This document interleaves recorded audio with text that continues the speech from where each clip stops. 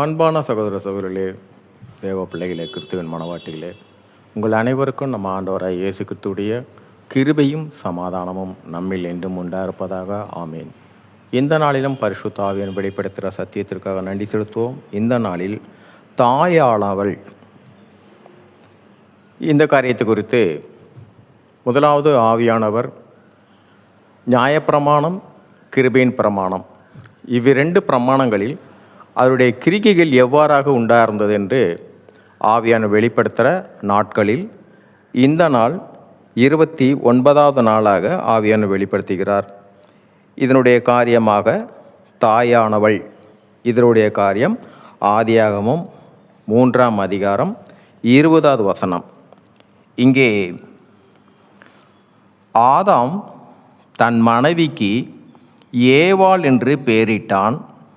ஏனெனில் அவள் ஜீவன் உள்ளோர் எல்லாருக்கும் தாயானவள், ஜீவன் உள்ளோருக்கெல்லாம் அவள் தாயானவள். அப்போது ஆதாம் தகப்பனாக மாட்டானா? ஏவாள் மட்டும்தான் தாயானவளா? இங்கே பார்த்தீங்கன்னா இதனுடைய காரியம் முதலாவது ஆதாம் அவன் என்னவாக இருக்கிறான் என்றால் அவன் தேவனுடைய வித்தாக இருக்கிறான். அவன் வித்து. இந்த வார்த்தையில் பார்த்தீங்கன்னா கிருபையின் பிரமாணத்தில் 1 யோவான் 3ஆம் அதிகாரம் 9ஆம் வசனம். இங்கே வார்த்தை பார்த்தீங்கன்னா, தேவனால் பிறந்த எவனும் பாவம் செய்யான், ஏனெனில் அவருடைய வித்து அவனுக்குள் தரித்திருக்கிறது, அவன் தேவனால் பிறந்தபடியினால் பாவம் செய்ய மாட்டான். இப்போ தேவனுடைய வித்தாக வார்த்தை மூலியமாக நம் ஆண்டவராய் இயேசு கிறிஸ்து தேவனாகிய கர்த்தர் என்று வார்த்தையினால் அவர் பிறந்தார்.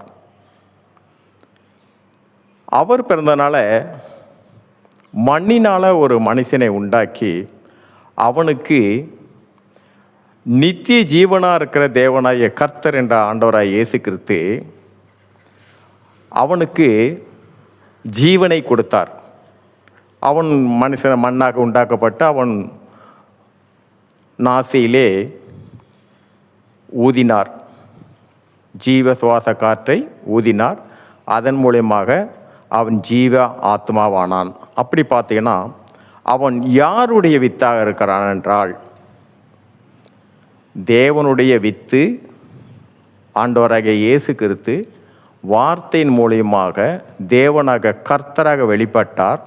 அந்த தேவனாகிய கர்த்தரில் இருந்து அவர் நித்திய ஜீவனை உடையவராக இருக்கிறதுனால அந்த ஜீவனை ஆதாமுக்கு கொடுத்தார்.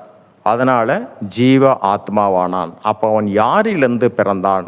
அவன் யாருடைய வித்து என்றால் தேவனாகிய கர்த்தருடைய வித்து, நம்ம ஆண்டவராகிய இயேசு கிறிஸ்துடைய வித்து.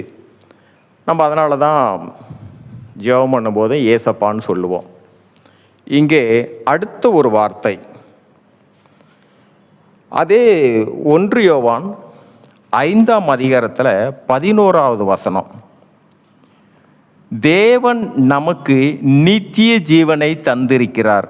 அந்த நித்திய ஜீவன் தான் நம் வார்த்தையான ஆண்டவராகிய இயேசு கிறிஸ்து. அந்த ஜீவன் அவருடைய குமாரனில் இருக்கிறது என்பதே அந்த சாட்சியாம். பாருங்க, அந்த நித்திய ஜீவனுக்குடைய நம்ம ஆண்டவராகிய இயேசு கிறிஸ்து அவர் குமாரனாக இருக்கார், தேவனுடைய குமாரனாக. அவரிலிருந்தான் அந்த ஜீவன் அவருடைய குமாரனில் இருக்கிறது என்பதே அந்த சாட்சியாம். அந்த குமாரனுடைய இந்த ஜீவன் அவருக்குள்ளே இருக்கிறது தான் சாட்சி என்பது. ஆமாம், அந்த ஜீவன் தான் மண்ணினால் உருவாக்கப்பட்ட ஒரு மனுஷனுக்கு ஜீவ சுவாசத்தை கொடுத்தது. அதனால் அவன் என்னவாகிறான் என்றால் ஜீவ ஆத்மாவானார். அப்போ இவனுக்கு என்ன வேலை? அப்போ ஆதாமுக்கு என்ன வேலை? ஏன் அவன் தகப்பனாக இல்லாமல் ஜீவன் உள்ள எல்லோருக்கெல்லாம் தாயானவள்னு ஏவாளை குறிப்பிடுது. ஆனால் ஆதாமை ஏன் குறிப்பிடுகிறார் என்றால், அவன் வித்து விதைக்கிறவன், அதாவது விதை விதைக்கிறவன். விதையை விதைக்கிறது அது கூடிய, ஏனென்றால் தேவனுடைய வித்தாக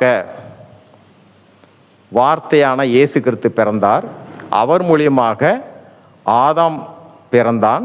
இப்போ அவனுக்கு என்னன்னா, அவன் ஒரு வித்தை உருவாக்கக்கூடியதான் அவனுடைய காரியம். அதனால தான் இங்கே இவன் என்ன சொல்கிறான் என்றால், ஆதாம் தன் மனைவிக்கு ஏவாள் என்று பெயரிட்டான். இந்த ஏவாள் வித்தின் மூலியமாக அல்ல, அவனிலிருந்து விழா எலும்பாகத்தான். இவங்க இருவருக்கும் வித்தியாசம் அல்ல. ஆனாலும் தேவன் அவள் ஜீவனுள்ளோருக்கெல்லாம் தாயானவள்.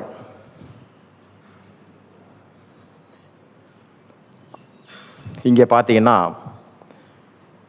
எப்படித்தான் விதை விதைச்சாலும் ஒரு வித்தை வைத்தாலும் அந்த வித்தை அதற்கு சொந்தமாக உரிமையாக தாய் பெற்றுவிடுகிறாள். தாய் அதற்கு முழுவதுமாக அந்த தாயின் அந்த பிள்ளைக்காக, பிள்ளை என்ன பாவமான காரியம் செய்தாலும் அந்த தாயால் தன் பிள்ளையை எப்படி பார்க்கிறாள் என்றால், பாவியாக அல்ல, அவள் எவ்வளவு காரியமானாலும் அவளுடைய ஜீவன் அந்த பிள்ளையில் இருப்பதினால். இன்னும் ஒரு காரியத்தை வெளிப்படுத்தணும்னா, அதே ஆதியாகமம் 4ஆம் அதிகாரம் 1ஆம் வசனம். இங்கே பார்த்தீங்கன்னா, அவர்களை தோட்டத்திலிருந்து வெளியே அனுப்பின பின்னாடி இங்கே ஆதாம், ஆதியாகமம் 4ஆம் அதிகாரம் 1ஆம் வசனம், ஆதாம் தன் மனைவியாகிய ஏவாளை அறிந்தான். அவள் கர்ப்பவதியாகி காயினை பெற்று கர்த்தரால் ஒரு மனுஷனை பெற்றேன் என்றாள். இங்கே வார்த்தையை கவனிங்க. ஆதாம் தன் மனைவியாகிய ஏவாளை அறிந்தான். ஏன் அறிந்தான்? ஏவாள் போய் ஆதாம் ஒன்று அறியலையே. இந்த அறிந்தான் என்பதற்கு காரியம், ஆதாம் விதைக்கக்கூடியவன். அதனால தான் ஆதாம் ஏவாளை அறிந்தான். ஆதாமுக்குள்ள காரியமே எப்படி தேவனுடைய வாயிலிருந்து வார்த்தையாகிய தேவனாகிய கர்த்தர் என்னும் ஆண்டவராகிய இயேசு கிறிஸ்து பிறந்தாரோ, அதே போல அந்த தேவனாகிய கர்த்தரிடத்திலிருந்து தான் ஆதாம் பிறந்தான். வித்து ஒருவரிடத்திலிருந்து ஒருவருக்காக வித்து உண்டானது. அதே போல ஆதாமிலிருந்து ஒரு வித்து விதைக்கப்படணும். அதனால தான் ஆதாம் ஏவாளை அறிந்தான். அவனுடைய காரியம் விதைக்கணும்.